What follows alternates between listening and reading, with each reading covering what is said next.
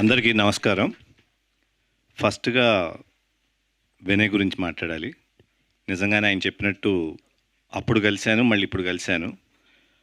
అప్పుడు వినయ్ ఎప్పుడు వినయంగానే ఉండేవాడు. ఇప్పుడు వినయ్ వినయంగానే ఉన్నాడు. Is such a nice person. ఆ రోజుల్లోనే చాలా హార్డ్ వర్కింగ్ పర్సన్. ఇంత గొప్పగా ఇంత పెద్ద డైరెక్టర్ అవ్వటం నాకు చాలా హ్యాపీగా ఉంది. It's all his talent and I really thank him from the bottom of the heart.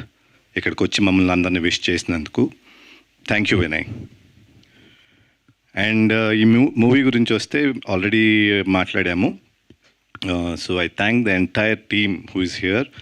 వాళ్ళు చెప్పినట్టు డైరెక్టర్ గారు చెప్పినట్టు కష్టపడి కాదు, అందరూ ఇష్టపడి చేశారు. ఎస్పెషలీ పర్ఫార్మెన్స్ వైజ్ ఇక్కడ ఉన్న ఆర్టిస్టులు అందరూ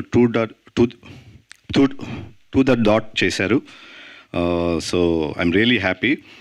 ఈ సినిమా మీ ముందుకి 19th రాబోతుంది, June 19th. మీ అందరికి కూడా నచ్చుతుందని ఆశిస్తున్నాను. Thank you. Thank you very much Vadde Naveen sir. Just 1 week. అందరికీ నమస్కారం. ఫస్ట్‌గా వినయ్ గురించి మాట్లాడాలి.